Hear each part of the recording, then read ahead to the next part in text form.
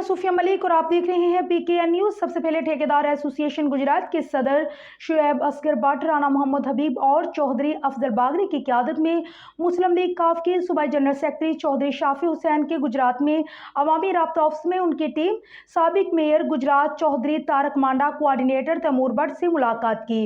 Bureau chief Usman Tayyab की report. मुलाकात में सदर मोहम्मद शुएब असगर भट्ट ने कहा है कि हम भी गुजरात के वासी हैं और हमारे भी मसाइल हैं। ठेकेदारों ने जो काम किए हैं बेशक चेक कर लिए जाए, मगर हमारे बिलों का मसला हल करवाया जाए। ठेकेदार राणा मोहम्मद हबीब ने कहा है कि चौधरी शजात हुसैन पाकिस्तान की सियासत में बहुत बड़ा नाम है, उन्होंने कभी भी अहले गुजरात को मायूस नहीं किया। राणा मोहम्मद हबीब ने कहा है कि जो तरक्याती काम मुकम्मल हो चुके हैं, जिला कौंसिल गुजरात के बिलों और सिक्योरिटियाँ वापस की जाएं।